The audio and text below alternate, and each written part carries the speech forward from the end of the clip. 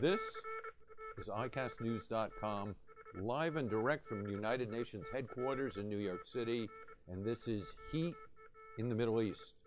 Joining me, as he frequently does, is my colleague, the Dean of the News Corps here at the United Nations headquarters, Errol Avdovich. Errol? Hi, Jonathan. How are you? Not bad at all. First time we've been talking in a few weeks that we do not have riots going on throughout the world and people protesting over a film that insults Muhammad, the prophet, that nobody's seen. That nobody's seen except those enthusiastic who are searching very often at the YouTube. We did not very recently, actually, the situation is calming down thanks to those who work to explain indeed what is behind, and obviously behind that is one that we know, but probably more personalities who wanted somehow to manipulate with the feelings of those who feel and who have all right to have those dignified feelings protected somehow. Anyhow, we live in a free world where freedom of expression should be guaranteed all the time, all the way, everywhere. In the meantime, it does mean indeed, as many politicians did say, and I don't like to sound like a politician, that it does mean that responsibility should be involved as well. What did you think this week? Was the discussion by President Obama and President Morsi from Egypt at the UN, at the General Assembly, did that help to kind of put a damper on the passions, the rage, whatever's behind the rage, but the immediate rage over this film? Absolutely. Not only them, but there are two probably most significant who did it from the practicable, if I can say, and I don't know whether I can use that word, from the higher point of the United Nations General Assembly, so it was visible. President Obama was especially engaged to explain that United States does not stay behind this video, although it was produced and made in this video, and also to explain with the fine words and sensibility, I would say, that no video should be the justification for the violence that we've seen, and Americans or any other, for that matter, diplomat or those who represent some country should be killed or terrorized or so. So he did a fine job, I would say, although I've heard the fellow Republicans immediately jumping and saying that it was a campaign speech. Most probably that they were elements of campaign in every speech, but not only in President Obama, in many other I could have absolutely. recognized. But he did a good job. That's what I was. As somebody who used to write speeches for politicians, I thought that this was extremely genuine, extremely well done, and I thought too that it was one of the two best speeches I had seen, although I did not agree with the content of much of what Mr. Netanyahu said. I thought that his gesture was extremely effective as a way of producing a speech. The one thing that struck me in the Obama speech was he was talking about how we did not try to censor this, but in fact they did.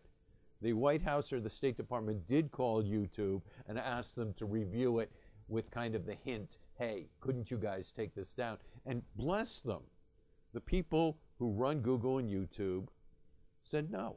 And that, I think, that private enterprise that can say no to a politician is one of the strengths of American democracy. That was a point that wasn't made. It was not made, and I said it was a difficult job probably for President Obama and his administration because he had to explain the things that probably no other should have or was in position to explain. But anyhow, I think that the Google and the YouTube have every right to defend their enterprise, their approach to the things.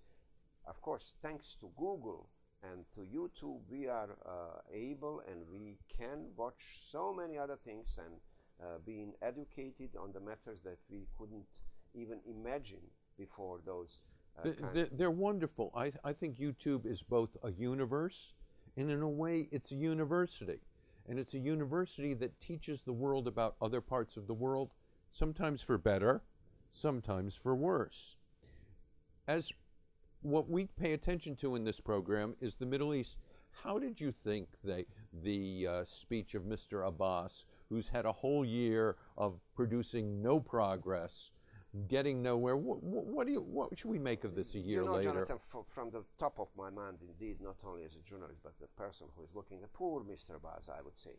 He did say everything what was needed to be said, although it's now clear that Mr. Abbas is censoring, it's putting all his antennas on to see how this is going to develop. I'm talking about his application, Palestinian application about the membership at the United Nations, since it's obvious that they are not going to have support from the chief player, and it's United States, since President Obama is involved in this election.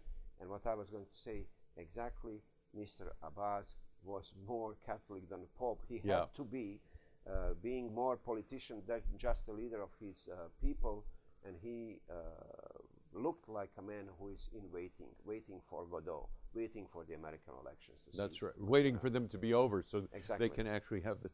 Finally, we started out by talking about the fact that here we sit again on a Friday and there's no rioting going on. But there is something you and I have spoken about a great deal. The battle for Aleppo is really heating up. We're hearing now that some Turkish rebels may be fighting with the Syrian Liberation Army in Aleppo. Is there a real concern at the General Assembly here in New York this year about Syria, or is it such a befuddling crisis that no one wants to deal with it? No, I think it is a genuine concern at the General Assembly membership. I'm talking about the membership of the United Nations. I've heard here speeches, I would say out of 10, I've heard 9 or even 10 that they were addressing the Syrian issue.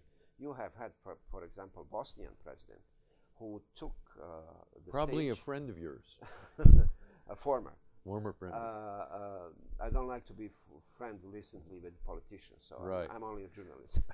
But anyhow, what I was going to say, he was talking about the Bosnian lessons from Srebrenica, that they were not applied. So it's a concern. You have people who are feeling the pain of the Syrian people. We are not talking here about the Syrian opposition army or even the regime of Mr.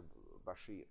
We are talking about regular people who are paying the heavy price at Syria. They are killed, they are being killed, they've been killed on the daily basis, and actually United Nations is showing once, and I quoted him before, but I would like to mention him, the late Holbrooke said, we are in the position to blame United Nations for not doing their job, assumed job regarding protecting the civilians somewhere, somehow. And it is the same Sisyphean work, I would say, he had said, like you are blaming the Yankee Stadium when Yankees are not playing well. So it's that's a wonderful analogy. Sadly, I think you and I are going to be talking about this, and there's going to be more bloodshed. I hope we don't see the kind of massacres that branded the word Srebrenica on the world's vocabulary years ago. But it's one of the things, Syria is one of the things that keeps us awake. It's one of the issues that really gives a lot of heat in the Middle East. Errol, thanks a lot. For ICAStnews.com, live and direct from the United Nations, heat in the Middle East with Errol Avdovich, I'm Jonathan Sanders.